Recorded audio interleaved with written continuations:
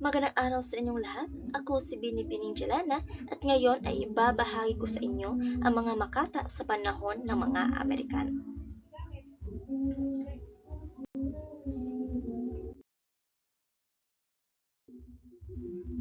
May 7 makata sa panahon ng mga Amerikano.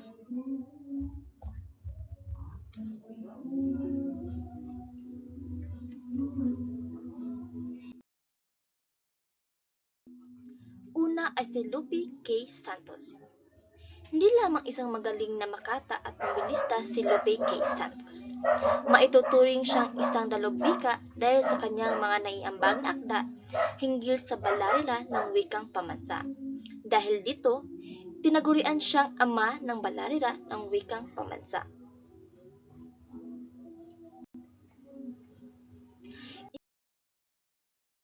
Isa sa kanyang mga akda ay pinamagatang Kabayanihan.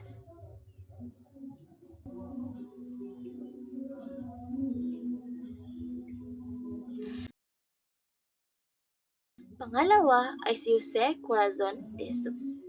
Isa pang pangalan ni Jose Corazon de Jesus ay Husing Batuti. Siya ang kauna-unahang hari ng Balagtasan.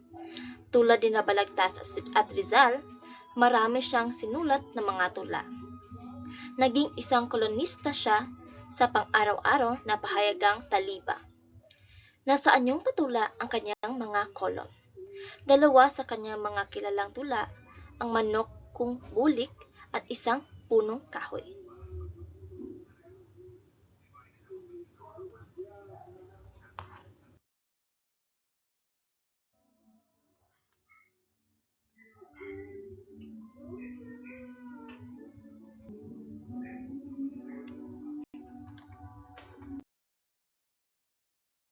Ikatlo ay si Florentino Colantes. Isinilang siya sa Dampol, Pulilan, Bulacan, noong ika-16 ng Oktubre 1896. Ang kanyang sagisag sa pahayagan ay kuntil-butil. Kilala rin siyang isa sa pinakamagaling na doblero ng kanyang panahon. Tulad ni Jose Corazon de Jesus ay nakamit din niya ang karangalang Hari ng Balagtasan.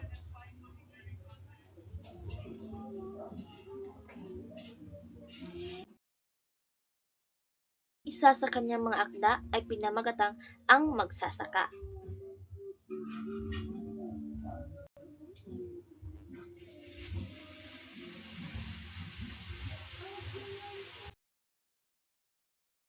Ang ika-4 na makata ay si Amado V. Hernandez. Si Amado V. Hernandez ang makata ng mga manggagawa. Siya ay isang patnugot ng pahayagang pakakaisa at mabuhay. Sumulat din siya ng mga nobela, kwento, at dula.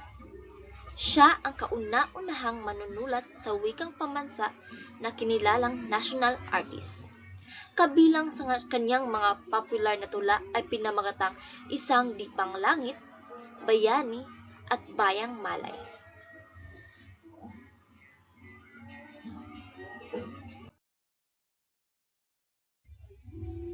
At ngayon ay ipagpapatuloy ni Binibining Josephine Mapano ang iba pang makata sa panahon ng mga Amerikano.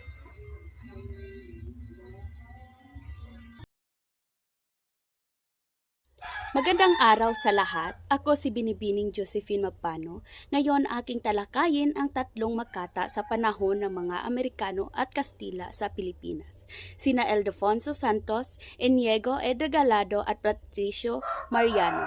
Una nating talakayin si Ildefonso Santos. Si Ildefonso Santos, isa sa pinakatanyag na manunulat noong panahon ng mga Amerikano.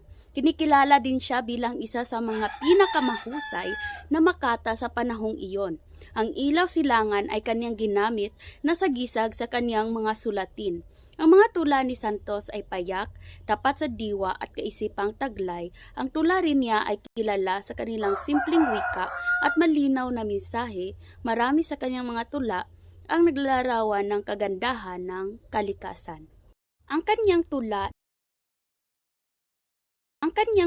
na ang ulap sa unang saknong na nagpapatungkol dito, ako'y bunga ng pag-ibig ng araw at sa kadagat, ang sa akin ay nag-iway, ang lamig ng alapaap. Kadalas ay iulan ako ng mabilis na habagat at masayang naglalaro sa bundok na matataas. Kung umagat, dapit hapon, ang damit ko'y nag-aalab. May 1,001 kulay, may 1,001 bikas. Ang halimbawa ng kanyang tula ay nagpapakita ng kanyang paglalarawan sa kalikasan, partikular ang ulap. Sunod naman nating tatalakayin si Inigo E. Regalado. Sa panahon ng Amerikano at Kastila, si Regalado ay nagsulat sa panahong ito. Ginamit niya ang sagisag na Udalogur sa kanyang mga sulatin. Si Regalado ay nanalo ng unang gantimpala sa timpalak ng Commonwealth noong 1941 para sa kanyang aklat na Damdamin. Siya rin ay isang multi-talented na tao na nagtrabaho bilang mamamahayag, nobilista, kwentista, guro at kagawad ng surian ng wikang pambansa. Sa aklat ng buhay sa unang saknong na nagpapatungkol dito, pakinggan mo aking punso, itong mga sasabihin na sa aking katanda ay parang huling tagubilin, sa puso mo ay ingatan at sa diway kandilihin, balang araw ay tutubot parang utang na sigilin. Ang kanyang tula ay nagpapakita ng kanyang paggamit ng payo at aral sa kanyang mga sulatin. Atin namang tatalakayin ang huling makata. Ating tatalakayin si Patricio Mariano. Si Mariano ay ipinanganak sa Santa Cruz, Manila noong Marso 17, 1877. Si Mariano ay may talento rin sa pagpipinta at musika. Siya ay kilala bilang isang magdudula. Nagsulat din siya ng mga tula. Isa sa kanyang mga kilalang tula ay ang mga anak dalita.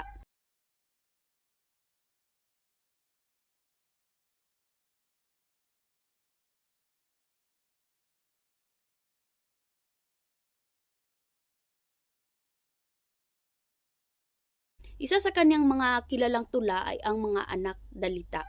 Sa kanyang tula na Hating Gabi, sa unang saknong na nagpapatungkol dito, madilim, mapangalaw, lahat ay tahimik at 10 ng simoy ay di umiimik. Nagwiwikay at ang tapos na ang tabgis. Diway nagbabadyang, siya na ang wait. Sapagkat ang gabi malalim na labis at makagigising sa tulog ng dibdib. Ang kanyang tula ay nagpapakita ng kanyang paggamit ng madilim na imahe at damdamin. Sa kabuuan, ang teksto ay nagpapakita ng 3 manunulat na nag-ambag sa panitikan ng Pilipinas sa panahon ng mga Amerikano at Kastila. Ang kanilang mga tula ay nagpapakita ng iba't ibang estilo at paksa na nagpapakita ng kanilang pagiging malikhain at ang kanilang pagmamahal sa sining.